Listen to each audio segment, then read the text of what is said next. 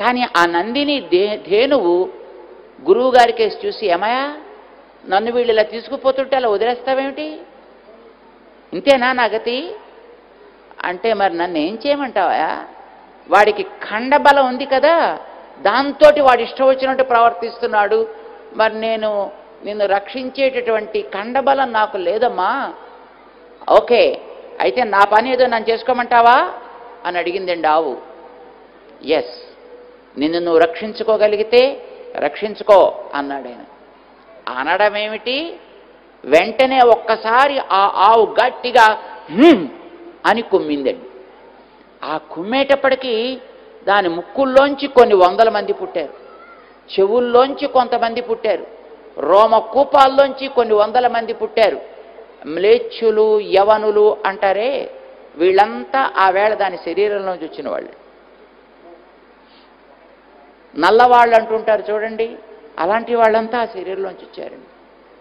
వీళ్ళందరూ తన శరీరాల్లోంచి వచ్చిన తర్వాత వాళ్లకు ఉండేటటువంటి ఆ పరాక్రమానికి విశ్వామిత్రుడితో పాటు వచ్చినటువంటి సైన్యం అంతా శుభ్రంగా పారిపోవలసి వచ్చింది. విశ్వామిత్రుడికి ఒళ్ళు మండిపోయింది. నేనేం చేయలేకపోయానేమిటి, అంత పరాక్రమం కలిగిన వాడినయ్యుండి, పరిపాలకుడయ్యుండి, ఒక ఆవులోంచి వచ్చిన వాళ్లతోటి మొత్తం నా వాళ్ళంతా ఓడిపోయి పారిపోవడమా, నో, ఏమైనా సరే నేను దీన్ని సాధిస్తానన్నాడు ఆయన. తపస్సు చేశాడు. ధనుశాస్త్రం అంటారు చూడండి, బాణాలు వేసేటటువంటి ప్రయోగం అంతా తన కరతలామలకం కావాలి అని తపస్సు చేసి సాధించాడండి. అస్త్రాలంటారు, శస్త్రాలంటారు, రెండు రకాలు ఉంటాయండి బాణాల్లో, అస్త్రాలు శస్త్రాలు. శస్త్రం అంటే ధనుస్సు పవరు, బాణం పుల్ల పవరు ఉంటుంది. ఆ పవర్ని బట్టి అది గట్టిగా వేస్తే బాగా వెడుతుంది, గట్టిగా వేయకపోతే బాగా వెళ్ళదు.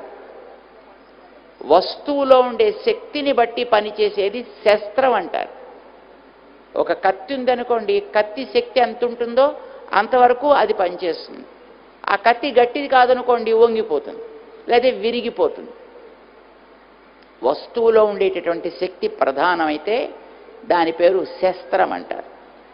కానీ అస్త్రం అట్లాంటిది కాదండి. అస్త్రానికి వెనకాతలుండే ప్రయోగించే వ్యక్తి యొక్క తెలివి ప్రధానం. ఇప్పుడు మన వాళ్ళు చూడండి, మిలిటరీ వాళ్ళు అగ్ని అని ఒక అస్త్రం తయారు చేశారు, వాయు అని ఒక అస్త్రం తయారు చేశారు. అది వేసేవాడి యొక్క శక్తి కాదండి. వాడు ఇక్కడే కూర్చుంటాడు, వాడి ఒళ్ళు కూడా కదపడవాడు, చెయ్యి కూడా కదపడవాడు, వాడు ఇలా కూర్చుంటాడు, ఇక్కడ కూర్చుని బటన్ లేక టక్కమని నొక్కుతాడంతే, అయిపోయి అది ఎక్కడికి వెళ్ళి టార్గెట్ కొట్టాలో అక్కడికి వెళ్ళి ఆ టార్గెట్ని కొట్టేస్తుంది అంతే. అలాంటి దాన్ని ఏమంటారు, అస్త్రాలు అంటారు, మిజైల్స్ అన్నమాట. ఈ మిజైల్ టెక్నాలజీని కూడా సాధించాడండి విశ్వామిత్ర మహర్షి. అస్త్రాలు శస్త్రాలు మొత్తం ఎంత ఉందో ఆ శాస్త్రం అంతా తనకి కరతలామలకం అయ్యేటట్టుగా తపస్సు చేసి సాధించాడు ఆయన. ఈసారి చూపిస్తా నా పరాక్రమం ఏమిటో. ఎవరి మీద? వశిష్ఠుల వారి మీద. మళ్ళీ బయలుదేరి వశిష్ఠుల వారు ఉండేటటువంటి ఆశ్రమానికి వెళ్ళి దాని మీద దాడి ప్రారంభించాడు. వశిష్ఠుల వారి ఆశ్రమంలో బోళ్ళంతమంది ఉండేవారు, వాళ్ళందరూ కూడా భయపడిపోయారు, వాళ్ళు అంతా పారిపోతున్నారు. వశిష్ఠుడు చెప్పారు, పారిపోకండిరా, ఏం పర్వాలేదు, మీరు కూర్చోండి, నేను చూస్తాను కదా అని తన చేతిలో కూడా ఒక దండం ఉందండి. ఆ దండాన్ని తీసి అలా ముందర పెట్టాడు. ఆయన అక్కడ కూర్చుని జపం చేసుకుంటున్నాడు అంతే.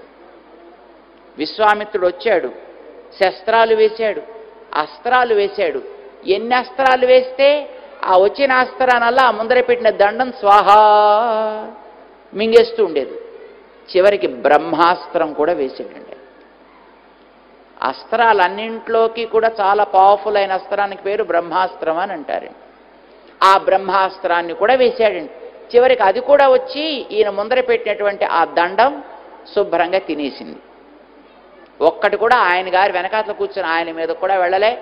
ఆయన రక్షణలో ఉండే మిగతా వాళ్ళకి కూడా ఏమీ కష్టం కలగల.